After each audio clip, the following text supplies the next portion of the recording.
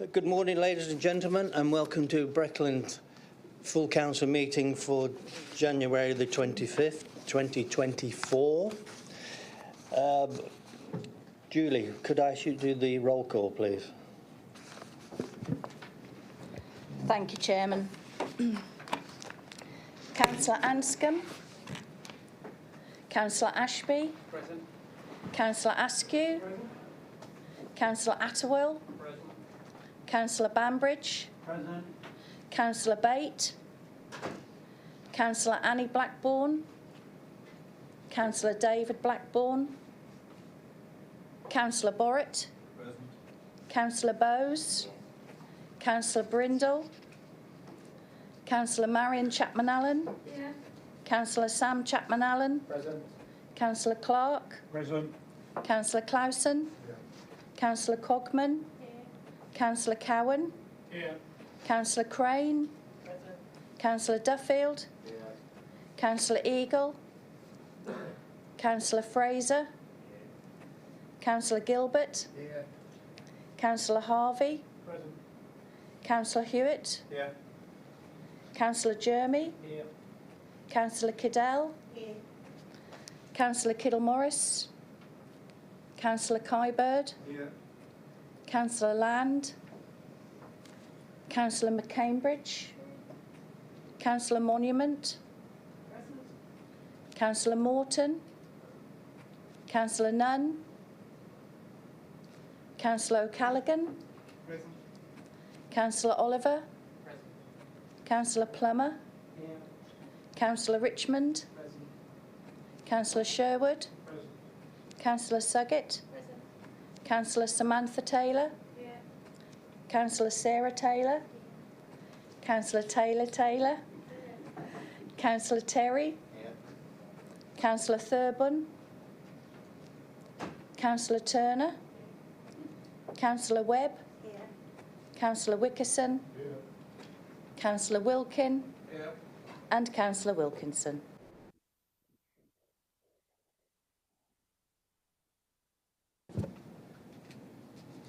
Can I ask Julie if you've got any apologies, please? Thank you, Chairman. We have apologies from Councillor Bate, Councillor Annie Blackburn, Councillor David Blackburn, Councillor Brindle, Councillor Eagle, Councillor Kiddle-Morris and Councillor Land. Thank you. Any further apologies from colleagues? Councillor Nunn, please. Councillor Nunn, thank you. Okay, thank you for that. Very much appreciate Julie and the team. Item 2 on the agenda, minutes.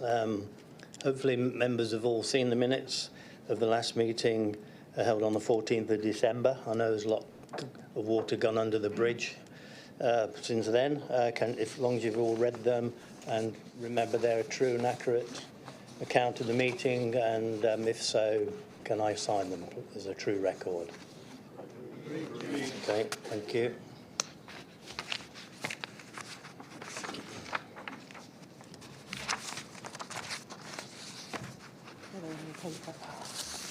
It's riddled up.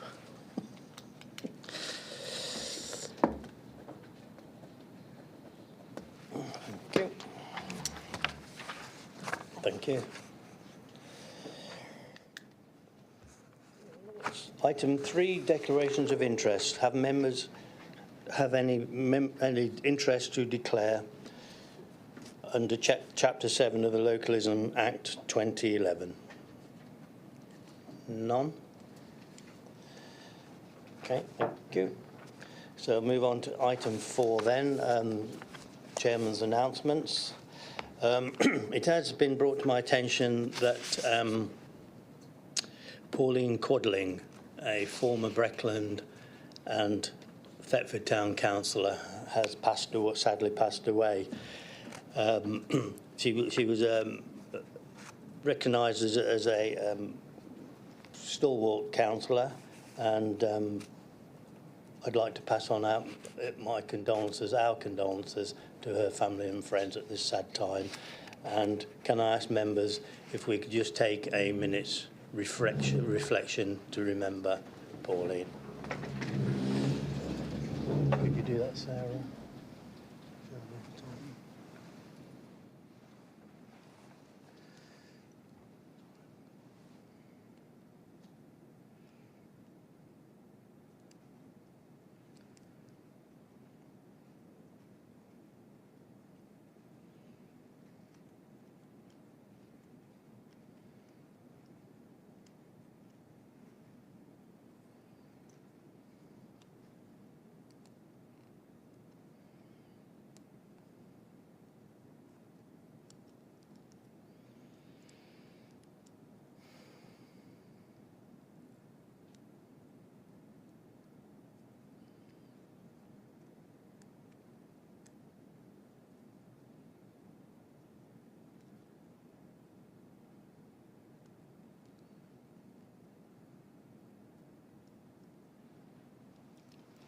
Thank you, members.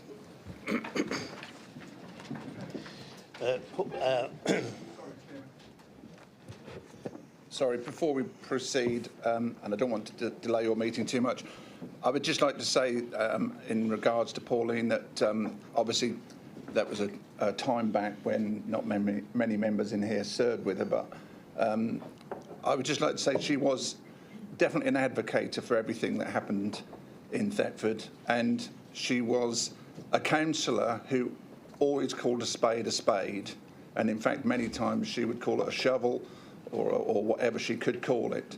But definitely at the bottom of everything that she said, it was all about Thetford, and she really, really done her part and made her mark. Thank you, Chairman. Councillor Kyburn?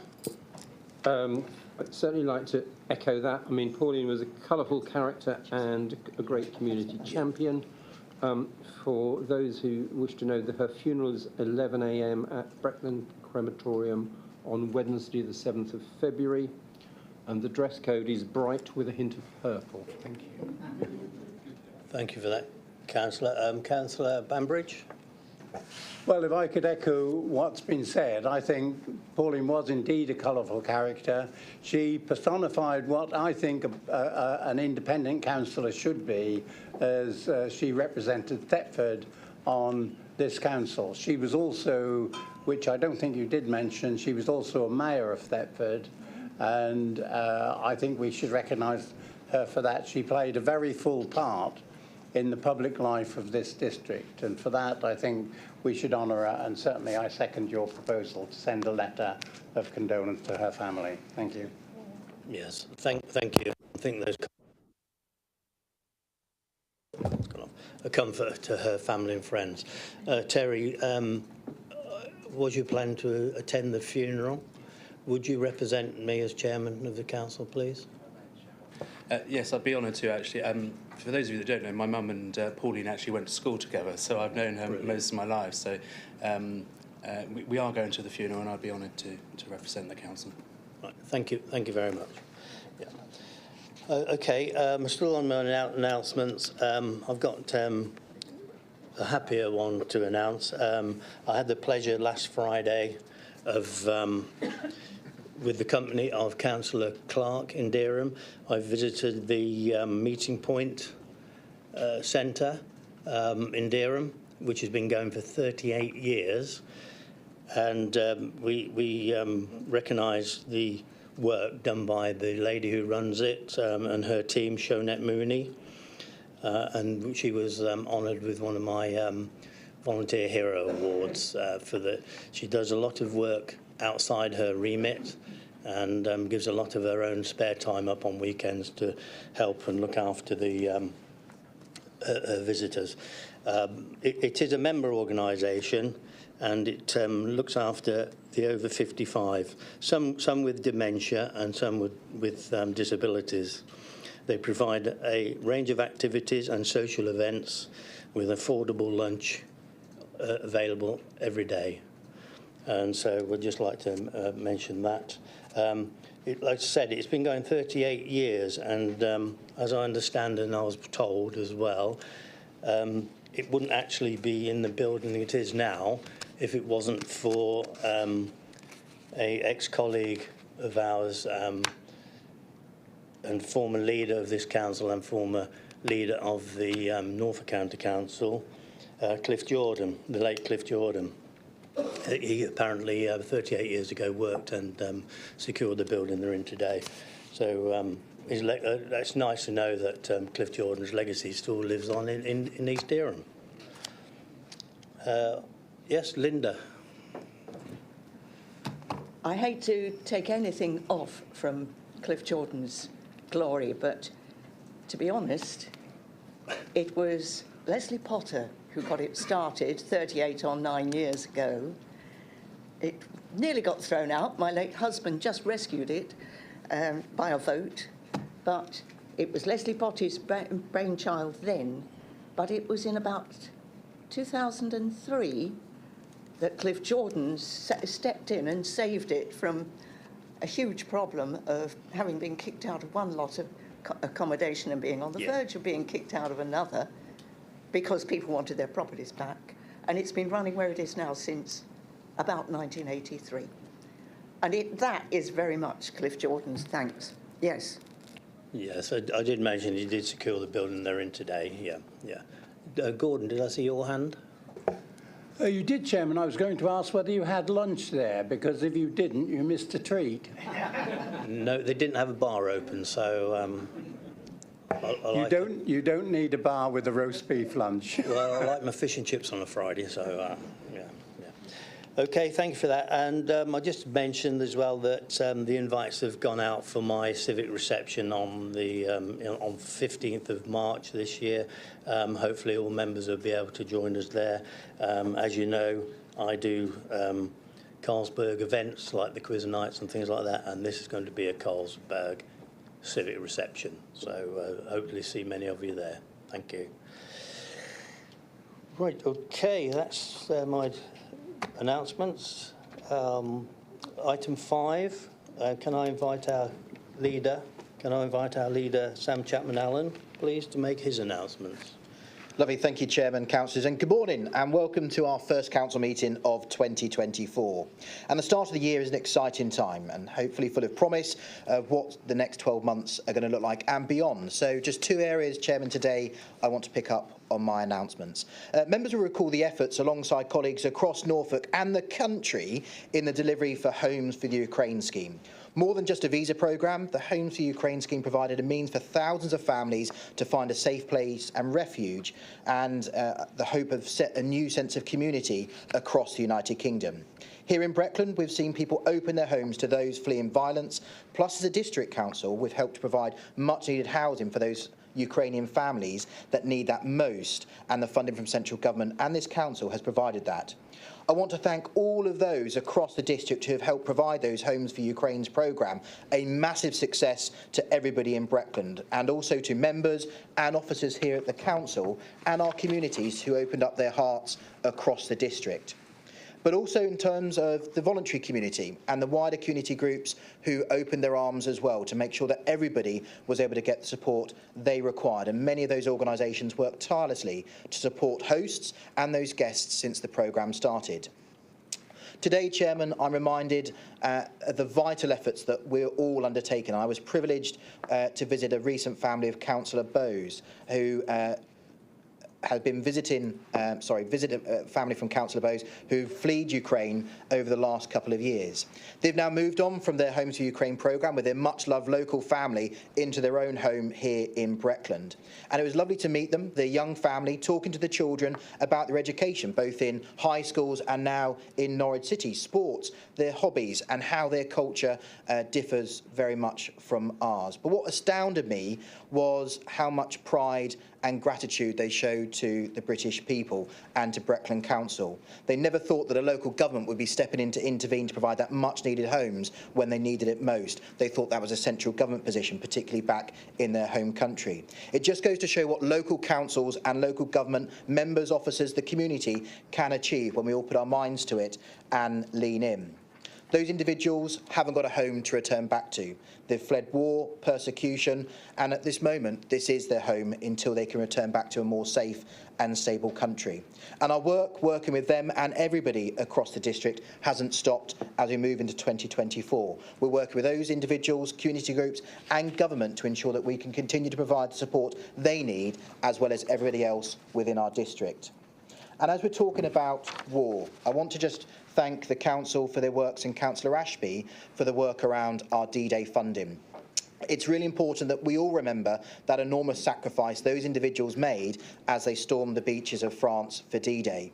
This year, with the 80th anniversary, it allows us to come together to celebrate those who've gone before us, to remember those who are still serving, and to ensure that we're educating our children and grandchildren about the sacrifice many people around the world have made. The £500 grant scheme for those community groups and organisations across the district will allow them to individually commemorate their own remembrance of the D-Day landers themselves, whether that's for decorations, refreshments, entertainment, insurance, whatever it may be. It's for them to decide, but it once again shows that Breckland Council is enabling and allowing our communities to come together. In closing, members, I want to express my gratitude to each of you, our excellent officer team, the hard work of everybody within our community, and particularly those voluntary groups who enable us and work with us to deliver the services our residents and communities need. Thank you very much, Chairman.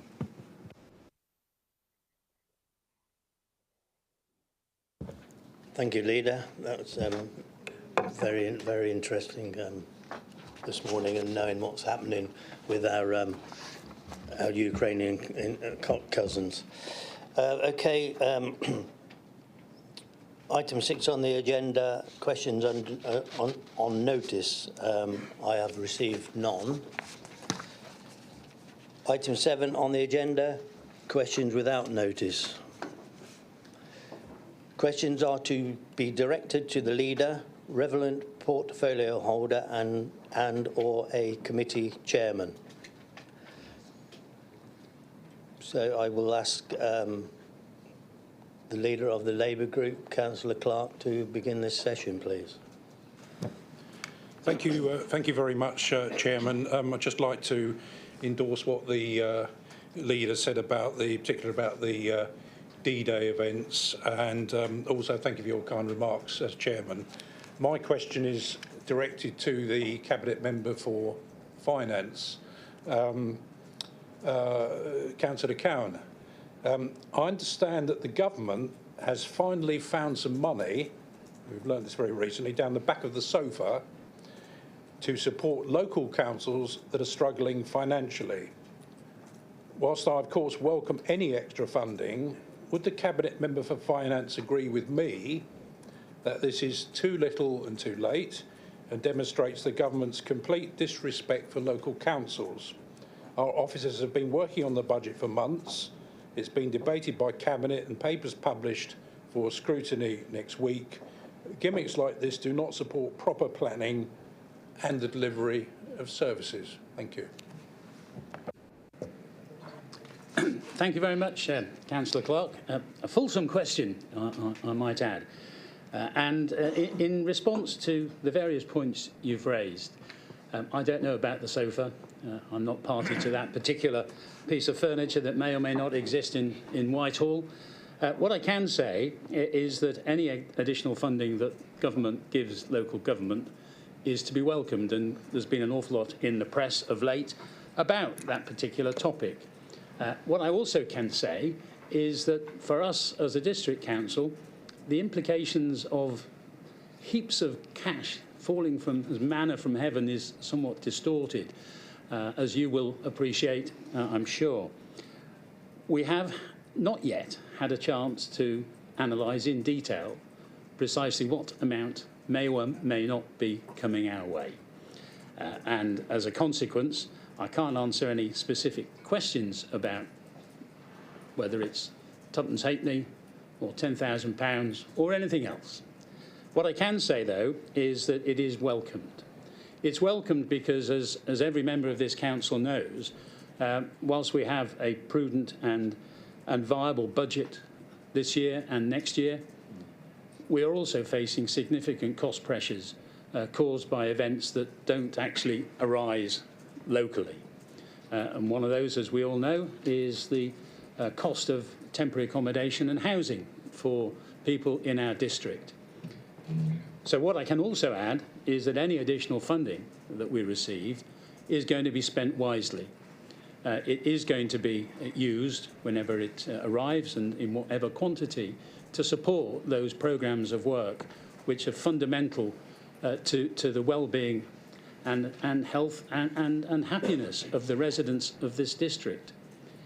Just how much, I don't know. We have feelings that it could be a reasonable sum of money, but until we know the actual quantum, I can't be more precise. It is to be welcomed, and I thank you for asking the question. Thank you very much. Thank you. For our younger members, the Tottenham halfpence was pre-decimalisation, so you haven't got to worry about that. Any questions from Councillor Atwell, please? Thank you, Chairman. My question's to the leader. Sam, it's now almost 2 years since Natural England announced out of the blue its diktat about nutrient neutrality. The subsequent fallout from its ill-conceived introduction has been a hammer blow to a construction industry which should be supported and encouraged if this county is ever to see strong economic growth and a sustainable supply of much-needed new houses. This week, an article in the EDP told the story of one small builder from Wroxham who was having to sell his family home to try and keep his business afloat and avert the threat of bankruptcy. In his own words, he said he's on the verge of a nervous breakdown. Also this week, I've met with a small local developer in my ward who's also facing an uncertain future. The development land that they had available with planning permission prior to the Natural England diktat has now been all but used up with completed developments. This is a real concern now about the impact this will have on construction jobs, and especially those in the supply chain of manufacturers, suppliers, subcontractors and those employing apprentices. In Norfolk, there's a very real prospect of significant redundancies and apprentices left unable to complete their training. Norfolk councils have tried to grapple with this problem and have launched a scheme through which developers can buy credits to fund mitigation measures. The very real problem is that the scheme is prioritising large developers and the River Yare catchment first. This is not helping small developers and the wider construction industry here in Breckland. Their need is now very urgent. Please will you take urgent action to address this problem with the scheme and become a much more vocal champion for the construction industry here in Breckland? Thanks, Chairman. And Councillor Atwell, I know we've spoken about it before, but I just want to say my thanks to you for your agreement to where we find ourselves with this challenge around nutrient neutrality and Natural England's position. As you know, government tried to overturn the position that failed, which I think is immensely frustrating. I think you've given firsthand two rationales behind it. One, we've got people who need homes, and two, we've now got businesses very sadly failing across the district and the county. You'll have heard at the autumn statement last year the money which government has allocated to nutrient neutrality. For us in Norfolk, that's just shy of £10 million. Councillor Suggett, who is leading on this on behalf of the district, has a meeting later on this week to work out the allocations of where we're moving that money forward. But the tandem of those schemes and the credit basis is both for small, medium businesses, which you referred to, as well as some of those largest businesses and developers across the county. Our ask back to government still is that this is not a long-term viable solution. We're not able to keep pace with those challenges. And I know that DLUC and DEFRA are working hard with Natural England to understand actually is the data set we're still using relevant? Where we are today, are there schemes which we can unallocate to allow us to move growth forward? And those questions and answers still haven't yet been responded from Natural England as the responsible body for that. But rest assured that we're doing everything in our power as a council, working with partners across Norfolk to try and overcome this challenge, which was nothing of our making. And actually, if I refer to our other councils across the country, I would say we're more advanced in some of those areas, which is a positive. But for your businesses, please do make sure that if you're having those first-hand conversations, you're feeding into not just our ECDev team, but also our planning team. So anything we can learn from those, from a planning perspective, but also from an ECDev to try and give them that business support so that we can ensure that they're viable and able to support both the growth of this district as a small, medium enterprise, but more importantly, deliver the homes we need across the district and the county. Any other questions from members? Councillor Banbridge.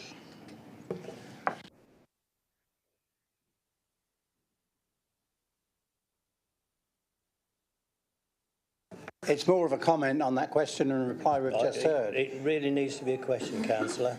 I think, well, my question is, can we not ask DEFRA why Natural England appear to be playing at politics with their management of the nutrient neutrality scheme? They're cancelling meetings at short notice because some of the people who are supposed to attend it are volunteers.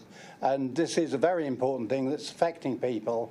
And I think it should never have come up in the way it has, but it has come up that way. And now at least Natural England should be attending to it in a proper business-like manner.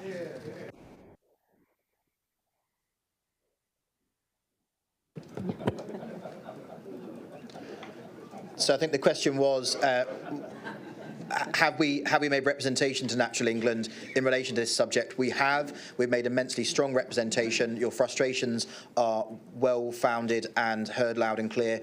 We will continue to do that over these coming weeks and months as well, Councillor Banbridge. Yes, thank you. Any other questions from members? No? Oh, sorry. Councillor Sarah Taylor. Thank you. I was struck by Councillor Cowan's note earlier in response to Councillor Clark that any additional funding is to be welcomed. So my question is for Councillor Hewitt, please. Breckland's procurement and commissioning intentions document is now due for renewal. When can we expect an updated version to be issued? Thank you. Thank you, Councillor. And the answer is soon. A lot of the primary legislation, which talked about changes in terms of procurement process, is being considered. A lot of the secondary legislation hasn't yet been issued. The Procurement Act is having fundamental impacts in terms of how we as a council procure our services. And once we fully understand the impact of that secondary legislation, we're in a position to update our own procedures.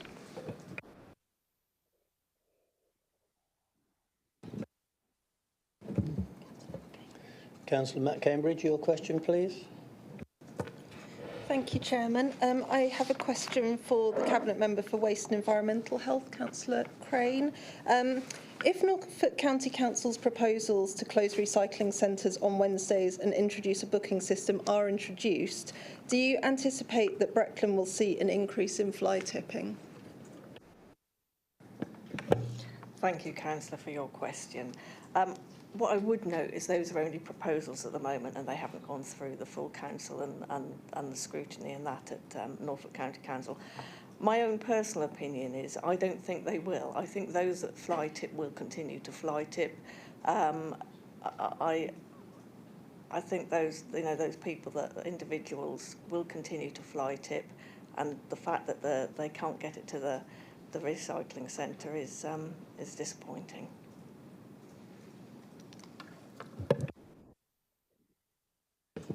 Thank you. Councillor Terry.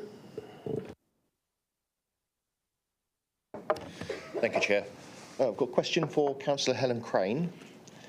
Breckland sits 51st out of 344 authorities for expensive taxi fare prices, more expensive than their neighbouring authorities of South Norfolk ranked 105, Norwich 129th, Kings Lynn and West Norfolk 170th, and North Norfolk 318th. Furthermore, Breckland were only one of 28 authorities that have put their prices up in the last 5 years. And according to a report, Breckland have only 2 licensed taxis out of 120 and 4 private hire taxis that are wheelchair accessible. Local residents have asked me, and I was wondering if you could explain, please, that why are Breckland taxi fares so disproportionately high, and why we do not have more taxis that are wheelchair accessible? Thank you very much, Councillor. What I would say regarding the council, the review of taxi licensing fees, is that we have to do that on cost recovery. And I think you will find that many of these councils have not done a service review. Our service review has taken place, and the increase in these taxi licence fees, which hasn't been for 2 years, is in line with what we can do in cost recovery. Regarding the disabled taxis, I don't know whether I've got an officer here who can answer that for me. Is there an officer?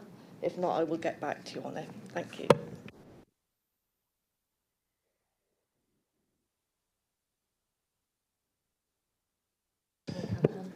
Okay, Councillor Callaghan, you had a question. Thank you. This is for Councillor Bowes. Please could you provide an update on conversations with housing associations regarding reducing incidents of mould in their properties? Thank you.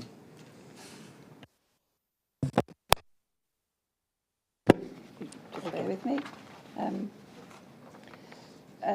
Just to say that conversations have been ongoing, but you may be interested to know that there is a flagship have a question and answer session on mould in February in Norwich. Anyone can attend and officers will be attending. Just to say that all registered providers have got inspection survey programmes in place and take all complaints seriously. And for any tenant of any landlord, they must raise the issue with their landlord first. And if the landlord doesn't act, then we can intervene to request improvement. Thank you.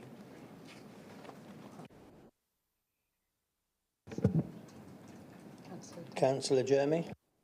Thank you, Chairman. A question for Councillor Sarah Suggett, please. Sarah, I'm very grateful for your support and officers with the various briefings relating to the local plan, whether they be in person or written. I've got a vested interest. My ward is mentioned in the latest consultation quite prominently, and I've been encouraging residents to take part in the consultation. Feedback has been that they didn't know the consultation was on, and it's quite inaccessible, and the language is often quite difficult to understand. I can relate to their views, having spent a few hours the other morning going through it all. And I just wondered, please, if you could reassure members and members of the public that we are promoting their opportunity to engage in that consultation, and are we looking at easier to understand versions and a version for those with English as an additional language. Obviously, on the Abbey estate we have a number of different languages, so that was one of the feedback aspects that I had. We want people to engage with the consultation, and I'll be really pleased to hear your reassurance on that. Thank you for the question.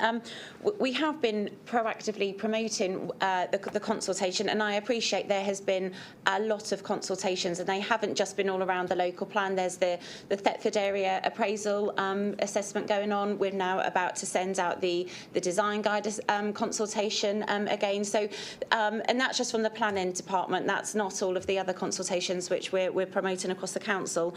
If there are certain areas where actually we do recognise from some of your feedback that there is a lower uptake, we will look to do more what we can to dive in a bit deeper to those areas. Planning is a bit of a dark art, like we've said before. The language is very technical in its nature for what it is that we're trying to do. We've tried to make it as accessible as possible. If we need to tweak that further, I'm happy to see about looking to tweak that. The layout on the website can be a bit clunky to understand what it is that we need to look at do, so we will look at that as well.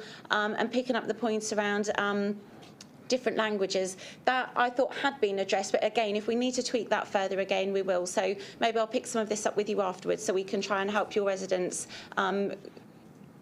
with their feedback better, because we do want to capture, and it is a really important area where you're talking about with a lot going on, and we do really want to get those views from those residents. So thank you for letting me know. Councillor Harvey, question? Thank you, Chair. My question is for Councillor Bowes. Do we have sufficient capacity for all our HMOs to be inspected at appropriate frequencies? And what is the schedule for alleged illegal HMOs to be checked, please? Thank you, Councillor. As they're quite specific questions, can I get back to you afterwards with the detail and answer for those? Is that okay? Thank you. Yeah. Okay. Members, if it's easier for portfolio holders to put it in writing to members' questions when they can't answer, I'm quite happy for those members to do that rather than, unless you want to speak afterwards, but you can put it into writing if you like to answer that. Councillor Cogman. Hi. Question for Councillor Ashby. Many councils report having to make savings to balance their budgets after 13 years of austerity, including cutting back or switching off CCTV. Has Breckland any plans to do this? And then sub-question, depending on the answer, if so, will they also consult police forces? Thank you.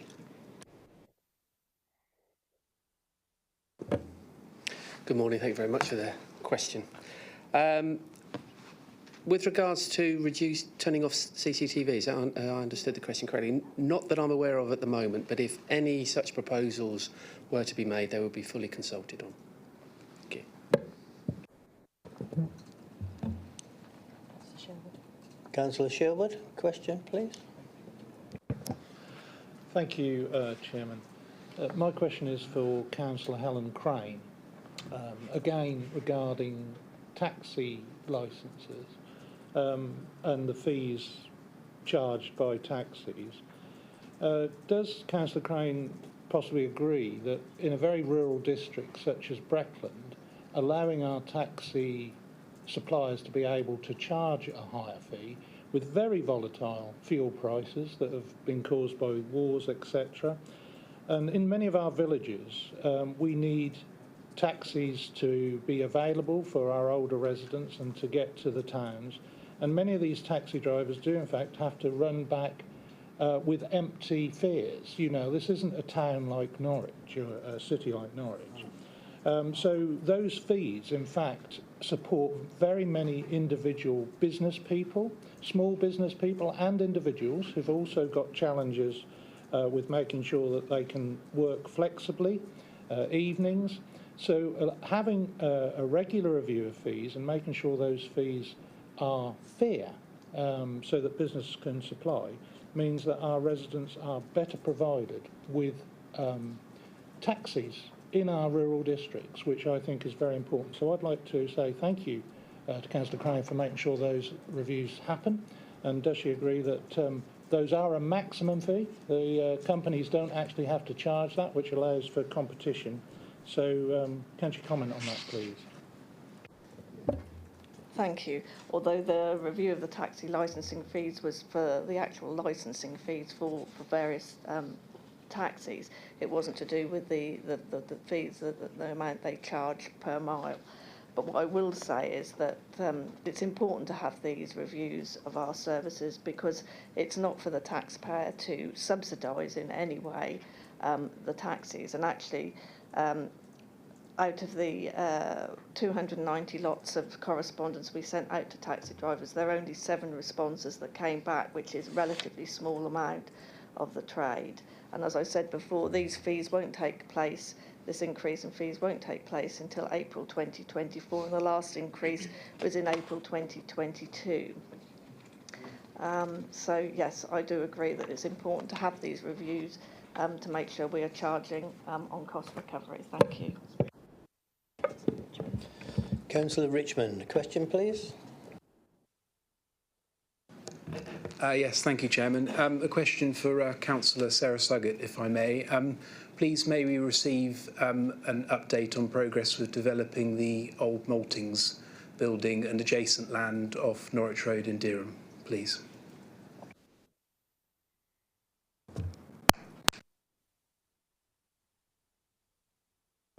Thank you for the question. I will get an update sent out, well, to yourself and the Dereham members about where we're at with the progress or perhaps lack of progress and the length of time it's taken. There's a lot of moving parts with regards to what's going on to the Maltings. So I will make sure that we get an up-to-date position of where we're at and get it sent out to you all. Thank you. Councillor Bambridge. Councillor Bambridge, question.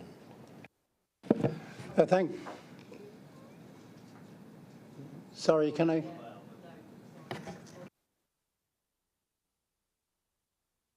We'll have to come back. We have to go back to Councillor Clark. Apart from any members who hasn't asked a question, put the hand up now, please.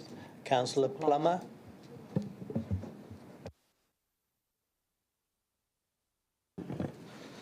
Thank you, Mr. Chairman.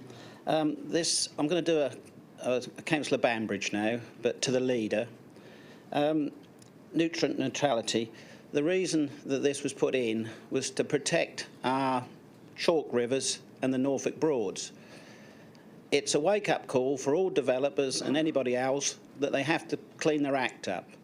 I know it's hard, and if any of you were in business in the late 70s, which I was, when interest rates were at 18%, that was difficult. But we worked through it, and we had to do a lot of things which we really didn't want to do, but we did. So please don't blame everybody about this nutrient neutrality. It's to protect our rivers, protect our wildlife, and to protect the Norfolk Broads. And that's the question to the leader. Is that correct? Thanks, Chairman. Not to prolong this matter, but I think it is important. I don't wholly agree with your assertions, and I'm not old enough to remember some of the challenges which colleagues went through, as you referred to, of interest rates and inflation. But where we are today, every application comes forward, and you'll be aware if you sit on the planning committee, has to put in schemes of mitigation to ensure they are not undertaking any further damage to the environment. That's a given. The challenge where we are of nutrient neutrality is putting an extra pressure burden on developers in those localities to deal with historical issues. And therefore it's up to those responsible bodies to deal with the historical issues and legacy we've got to date, whilst allowing those developers, small and large, to move forward building the much needed homes we need, protecting businesses, jobs and skills, and ensuring that our environmental policies are sound and robust, working with those key agencies and statutory consultees, and making sure that they are undertaking their relevant work to make sure their responses to any plan application is in detail and not a desktop type exercise, which I'm sure it's not, but I think all of us can acknowledge that sometimes we are frustrated at some of our colleagues across the region when we get our responses to statutory consultee comments, particularly around water management, as we've seen in some parts of the district. Thank you, Leader. Any other member who hasn't asked a question, put your hand up now, because we've only got 6 minutes left of this session, and I will go back to the leaders of the opposition. Any other members? Okay, thank you. Councillor Clark, another question from you. Thank you, Chairman. Another question to the Cabinet Member for Finance. Doesn't involve any types of furniture at all. Just a website. Councillor Cowan, possibly the leader, the council has been consulting on its website publicly on the draft budgets. I think closing on the 20th and inviting comments from the public, from residents. Three aspects of that. One, how many comments have been received? Will you be publishing those responses? And I know that the public have obviously been invited to comment, but at the stage when that was put up, details haven't been given of where any efficiencies were or savings were planned in 24, 25 or beyond. Obviously, we note that you've stated that you will be producing a balanced budget is welcome, but I'm sure the public will be interested in how that's to be achieved, and they may have made some helpful suggestions that I'm not aware of, but you may be. Thank you. Thank you, Councillor Clark. So yes, you're quite right. We have consulted. We do so every time we get to this part of the calendar year in the council. And I'm not entirely sure just how many, but Alison will tell you. I know we've had at least one. And the one that I saw was, and you'll appreciate the response has been made to that one, was asking similar questions about what savings we have to make and what are we doing. Well, the answer is we're not cutting any services, and the draft budget proposals that you've seen identify the efficiencies that we've already made. They identify the efficiencies that we need to make moving forward, and they're built into our budget process as we go forward as well. Whether we publish them, I think we do, but I'll get that clarified in a second. And I think that probably deals with all the 3 points. So if I may, Chairman, if I can ask Alison Chubbuck, who's sitting at the back of the room, to actually confirm or otherwise what I've just said. Thank you. Just a quick one, Alison, summary, please. Very quickly, yes, we do publish them in the final budget report, which comes forward to Cabinet and Council in February. Thank you. Thank you. Councillor Ashwell, another question from you, if you have one, please. Thank you. My next question is for Councillor Ashby. The funding for the current Household Support Fund is planned to cease at the end of March this year. Currently, there's nothing I've seen in this council's draft budget which will help to mitigate the loss of this fund. This in some ways is understandable because the funding for the Household Support Fund has thus far been provided by central government and administered by Norfolk County Council. Vulnerable residents can of course apply directly to Norfolk County Council's Client Hardship Service. Unfortunately, I'm hearing anecdotal evidence that people with children are put off from applying directly to that fund for fear of perceived interference from social services. They have greatly appreciated the scheme administered by Breckland with a sympathetic, non-judgmental ward member who has real local knowledge and has been able to complete their referral and follow up on its progress. I would like to take this opportunity to pay tribute to our staff who've been extremely helpful. In my own ward, I've submitted 4 referrals in the last 10 days. There is a very real need for this in our Breckland community to help people who, despite their best efforts, are struggling very badly with the cost of living. I think to lose this particular fund and our local approach will be very regrettable. Will you undertake to urgently review this matter and meet with myself and like-minded ward members to see if we can find a solution to this?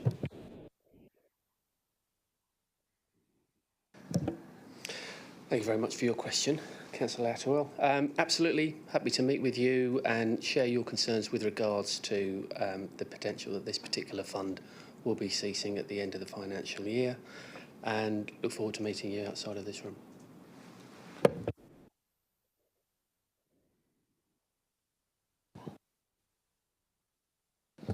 We've got a minute, have we? Yeah. Councillor Callaghan, you had another question? Quickly, please. This is for Councillor Crane. I've got some issues with some street lighting in the Withburger ward.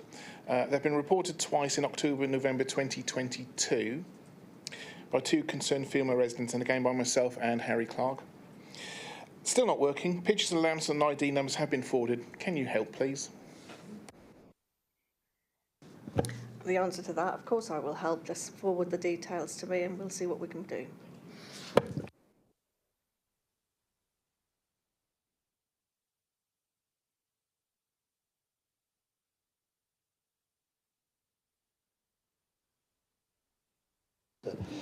Final question, please, from Gordon Banbridge, Councillor Banbridge.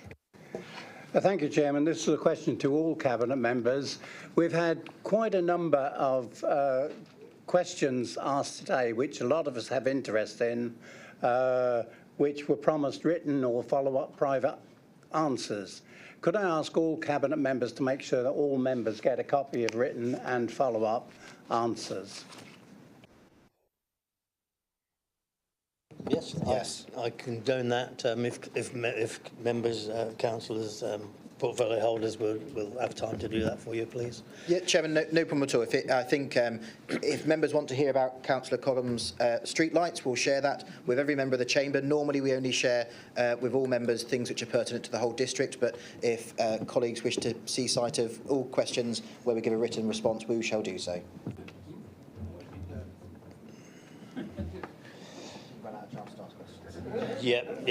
Time's out now. I mean, if it's not relevant to your district, then obviously don't request anything. But and we don't. So members don't send them out to other people unless they've asked for you. If they've requested you to write to them, then that's fine. But don't send it to everybody. Chairman, if I may, sorry.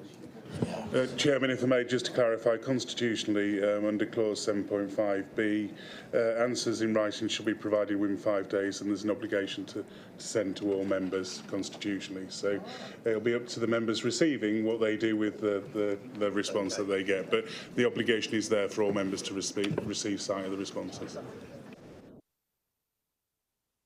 Thank you for that clarification. Okay, well, thank you for that, members. We're moving on to item 8 on the agenda. That's minutes of past meetings for information only. But if members have got questions regarding any of these minutes, please raise your hand under the appropriate item. Otherwise, they will just be noted. So we had the Cabinet meeting on the 8th of January. Minutes can be found on pages 12 to 14. Overview and scrutiny, 21st of December, pages 15 to 25.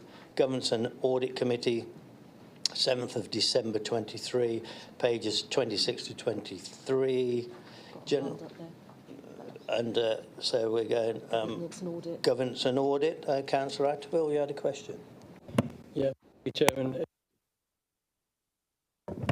Sorry, just to note that there is a small typo on page 26 or page 2 of the meeting minutes, where it's just got my name round the wrong way. It says Councillor Atterwell Roger. I have mentioned it to Dems ladies, and they said I needed to raise it at this point. So I know who I am, but for accuracy of the minutes, I'm pointing it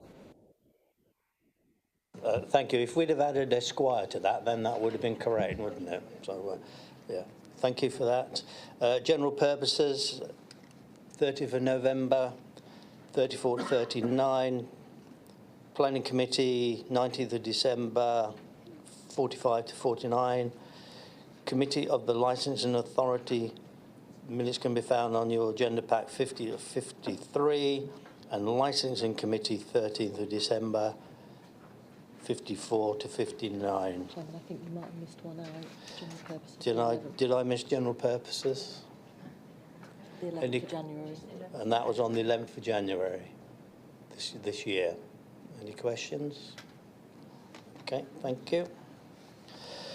Right, okay. Item 9, the Swaffham Historic Market Town. Now, before Councillor Clausen proposes what's in the agenda, we're going to have a presentation, and Councillor Clausen will introduce the officers who are going to provide that for us. Thank you. Indeed, Chairman, thank you very much.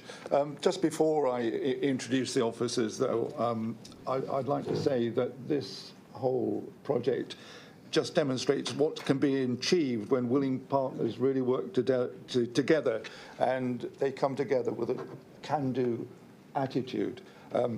In this instance, it's Historic England, Swaffham Town Council, and ourselves, of course.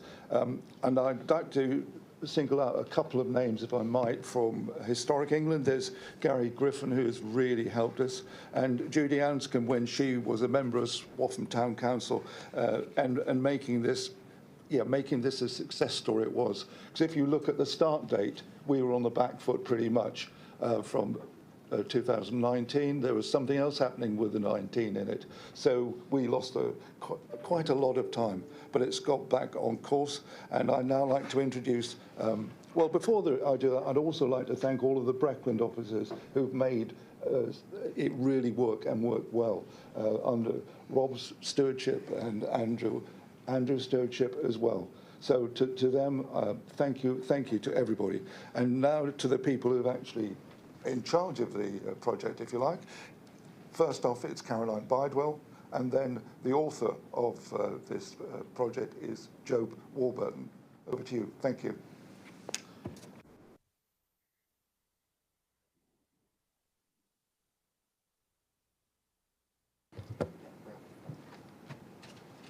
Start again. Caroline Bidewell, Placemaking and Partnerships Manager at Breckland Council.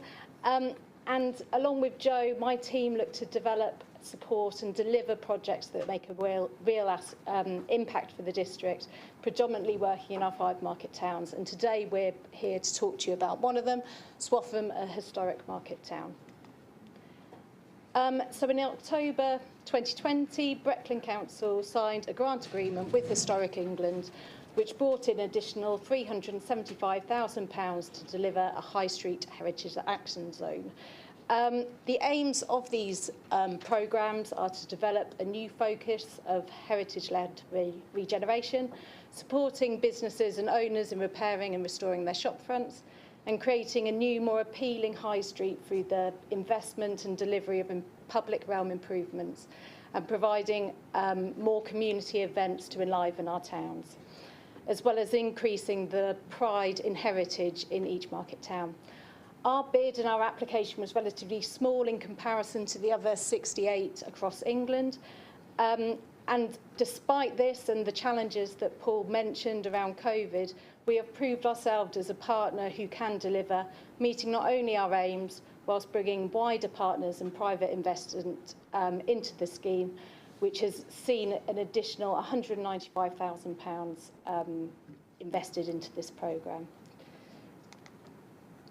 This project strongly aligns with our Future Breckland vision and its objectives, using heritage as a vehicle for wider benefits and particularly economic growth.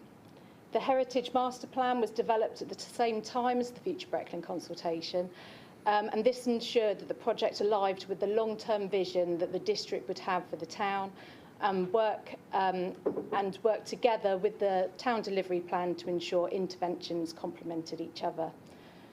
The project has proved the power of partnership working, with all 3 tiers of local government presented on the partnership board. I'll now hand you over to Joe to give you details of what we have achieved during the scheme and what we hope to deliver in the next 3 years. Okay, so the first part of the project was creating guidance documents. So we created a Swaffham Public Realm Master Plan for the marketplace. What it did was it created a vision of what Swaffham Marketplace could look like in the future. There was widespread consultation on this, particularly with the young people, because we felt that they were important and they were obviously going to be people using the marketplace in the future. So there was an award-winning consultation with young people as part of that programme.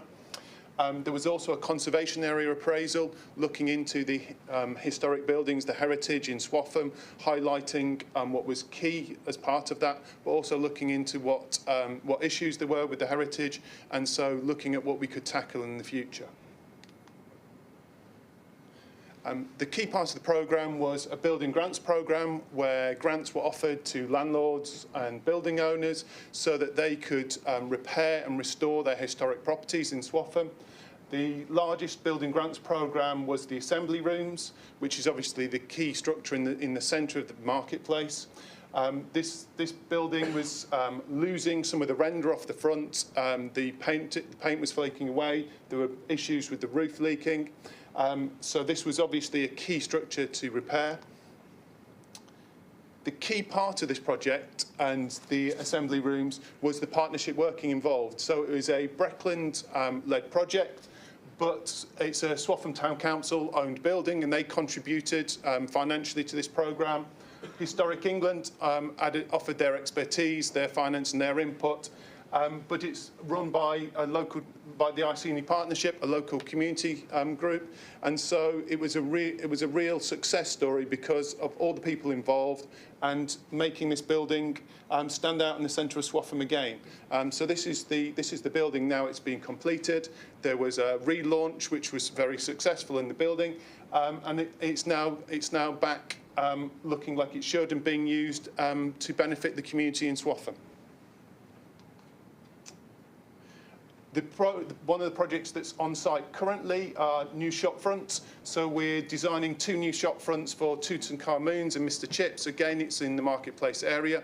The idea behind this programme run by Historic England is that you aim to use the historical evidence to recreate shop fronts that are in keeping with the buildings themselves. And so the shop front for Tutankhamun's is based upon the 1900s photo of the international stores, which used to be in place in Swaffham. And so the architect has designed the shop front to replicate that original shop front. The Mr. Chips has gone in now, so these are on site. This one has actually gone in, and so hopefully by the end of February these will be restored and the businesses will be back in and using their new shop fronts. There was a public realm section to this programme. This was designed to increase the footfall in Swaffham, to encourage people to spend more time. So we added new greenery, so new trees, new planting. There have been new benches added into the conservation area. There have been cycle stands and new bus shelters added to encourage green transport and people coming in and out of Swaffham. There have also been lighted bollards to create a safer route running up to the church. Being put into place at the moment is a new heritage wayfinding system. Again, this is to give people something to do when they arrive in Swaffham. So when visitors or tourists arrive, it provides them with a map, it provides them with the kind of key locations. But we also wanted to create a heritage trail so that it led people on a 15, 20-minute walk around the conservation area, highlighting some of the key assets. So you've got a heritage trail involved in here, and there'll be information about key buildings on that trail, and also key events, key people. So it's about giving people some interest when they arrive within Swaffham.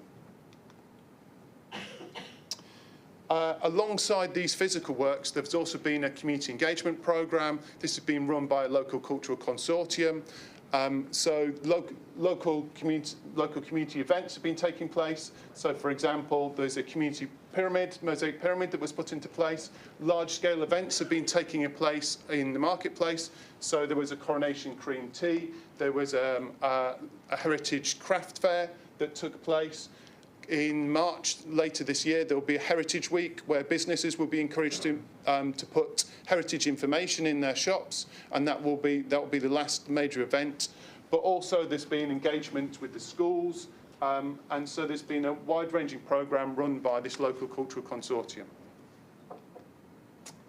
And so then moving on to the next programme, which is going to be called Swaffham, a Historic Market Town.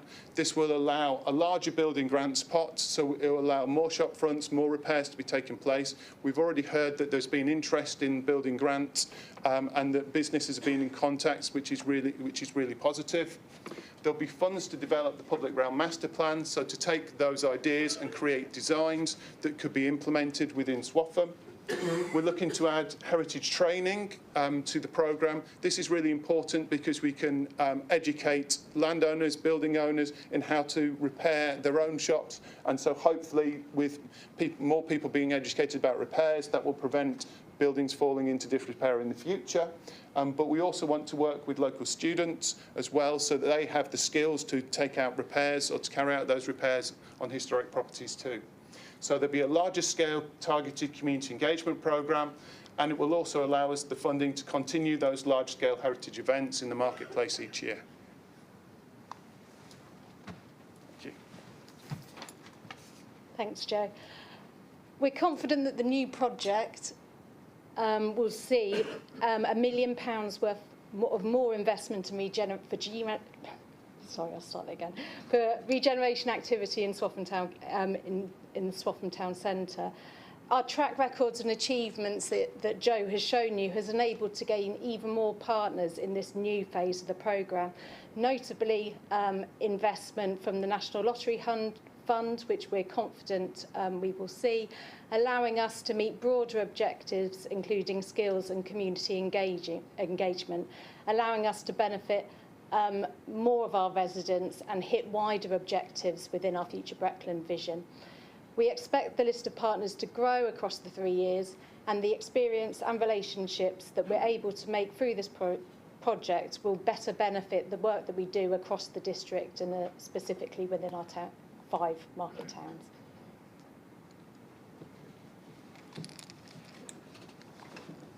Thank you. Thank you very much for that presentation. I will allow questions to our officers if there are any members got one. But if not, thank you very much for your presentation. Oh, we have a question, do we? Oh, sorry there, Councillor Wickerson. If I'm allowed to make a comment rather than a question, as it's not a question time, I would just like to thank the officers as a ward member for Swaffham and a resident of some 23 years. I'm still a newcomer, of course, in Swaffham, even after 23 years, but nevertheless, the work that's been put in, I would like to thank everybody involved and also add to that list of thanks that have already been given, excuse me, Sue Gattuso, who was our volunteer curator of Swaffham Heritage, who also had a great role to play in all of what has been happening, thank goodness, in Swaffham. And I would urge all members, I think, to support this. I think there's a future for Swaffham there. We have had in the past very successful heritage events, particularly in 2015, when we celebrated the 800th anniversary of our market. We had a weekend celebration, and by all accounts, we had about 6,000 people over that weekend. So it is possible to attract people into Swaffham for these sort of events. And I think the future looks a lot better for Swaffham as a result of all of the hard work that's been put in by officers and volunteers into this particular project. And as a ward member, I would urge Council to give it its full support. Thank you. Thank you. Councillor Sarah Taylor, you have a question. I do, yes, thank you. It's really exciting to see these kind of proposals being developed for Swaffham. I think it's great to see a heritage-led kind of scheme. We're so used to, in my world, seeing things which are really driven by pure economic growth, so like retail and just building stuff in the hope that build it and they will come. But really central to a scheme like this, if my understanding is correct, is encouraging not just more people to come, but also to move about the space in the town centre and dwell and hopefully spend their money there as well to support local businesses.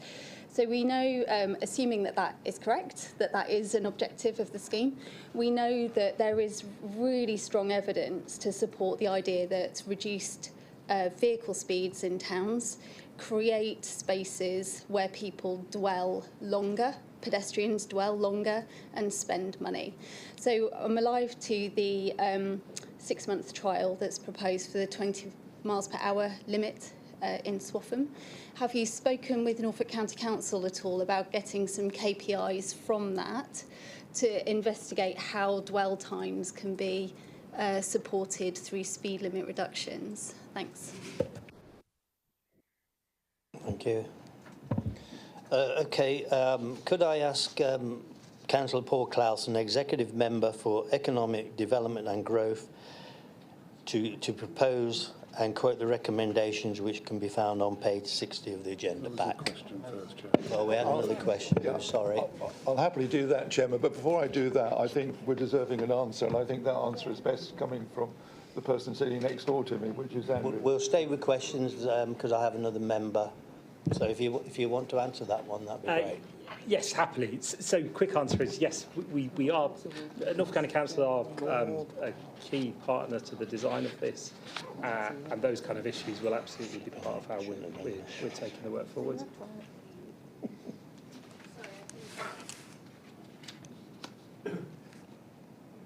Sorry, I apologise, I couldn't really hear that. I could see nodding and that yes.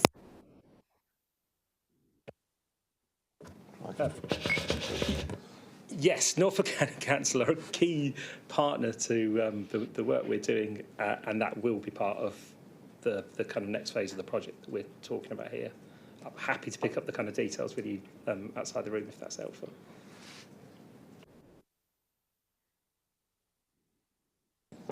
Yeah, I've got Councillor Wilkin next.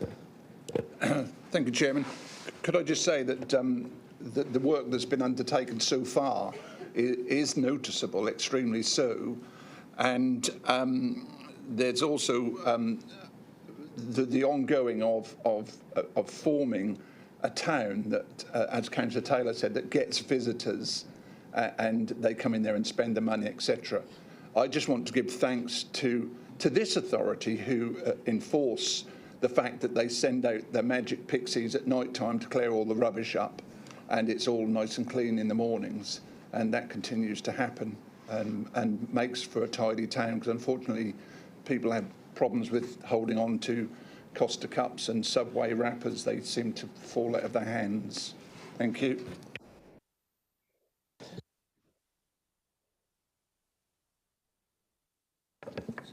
Thank you, Chairman. Yes, I just wanted to speak in support of this proposal. It's incredibly positive and exciting, and I really do commend the team for working on this. Swaffham's a great place. I enjoy all the time I spend there, particularly on market days. They've got a really fantastic market in Swaffham. I'm so pleased to hear that as part of the proposals. Reading the report, listening to the speakers, it's absolutely clear that partnerships are crucial to the success of this project, and congratulations to bringing everybody together and everybody playing their part. So I'm very happy to support the recommendations. Thank you. Councillor Borrett, question please. Thank you very much, Mr. Chairman. I too would like to support this, and I think that this is an example of how proactive Breckland Council is, and I'd particularly like to thank the Cabinet member for bringing it here to us today for our approval. I think Paul Clausen, Councillor Clausen, has led this project, and I'm really pleased to see the really positive news we have in front of us today. I think Breckland has at its heart the 5 market towns, and for this council, I think its leadership and placemaking skills are really important, and I'm really glad that the Cabinet has given that the focus, resources and priority that it is needed. So I have no hesitation in supporting this. And I also welcome Councillor Jeremy's support, because it's the first time I've heard him praise anywhere other than Thetford. So congratulations, Councillor Jeremy. Yes, I've never seen it. It's a new trend. Yes. Thank you. Councillor Morton, you? Thank you, Chairman. I'd also like to give my support for the new partnership scheme. As we've seen, the HAS project has delivered some really visible improvements to our town, especially restoring the assembly rooms and the new shop fronts. I think it's important with there because, as we've discussed before, the compact nature of the town centre, even these selected improvements are visible to anybody visiting the town. And I'm confident this larger scheme will allow us to continue that work on a much larger scale, and this is really going to help to enhance the town's character and make it more attractive as a destination for visitors. And I'd just like to join other councillors in thanking Joe and all the other officers involved, as well as Councillor Clausen. Thank you. Thank you very much. Yeah, and Terry did mention the market, and I do believe, Councillor, that that won an award, didn't it, for one of the best markets in the country? Yeah, top 10. Yeah, Councillor. Thank you, Chairman. As a third ward member, and I've been involved in the first project for a very long while. I, like others, would like to thank everybody involved in this, the officers who I totally support, and it's absolutely amazing news to take this another stage forward. One of the things that has been highlighted to me being involved in this is how the businesses around the town, and a lot of those businesses, the owners, they don't live in Swaffham, they live in all sorts of places away, and sometimes they're quite isolated in feeling involved in the town. But one of the things, and Joe mentioned about the historic boards that are going to be put around the town in our Heritage Week, and one of the things that's been highlighted to me in visiting all these businesses is they've really got involved in this, and those businesses that are national companies that aren't normally allowed to put anything other than corporate imagery in their windows have gone to the trouble. I had a Yorkshire Building Society ring me last night, and they've gone up to their head office because they still want to be involved, because they've seen everybody else being involved in it, to get permission to help us with this project. And it has been very, really appreciated how the businesses have been involved. So it wasn't just the organisation, the town council, and the local authorities that have been part of this partnership. It was about getting everybody, and obviously the residents and visitors, which is what we want to see increase in footfall. But I do want to thank Councillor Paul Carson for his leadership in the strategic board, because it really has been, the last few years, we've had some challenges, but it really has been a real partnership and a real teamwork in getting all these different things done in Swaffham. Thank you. Thank you. If there are no more questions, I will go back to Councillor Clausen to propose and quote the proposals. Thank you, Chairman. So with your indulgence, I shall read out the recommendations, which are: 1. Council agrees to support a new partnership programme of heritage-led regeneration in Swaffham and accepts the grant offer of £300,000 from Historic England to start the activity in April 2024. 2. Council delegates to the Deputy Chief Executive, in consultation with the Executive Member for Economic Development, acceptance of further programme funding should it be made available, including $250,000 from the National Lottery Heritage Fund currently under application. 3. Council delegates to the Deputy Chief Executive, in consultation with the Executive Member for Economic Development, entering into the relevant funding agreements and managing the operation of the programme. So I move those recommendations, Chairman. Have a seconder? Thank you, Councillor. Could I have a seconder for that, please? Councillor Morton. Thank you. Thank you. Yes, so you've heard the recommendations. Can I have a vote all in favour for that, please?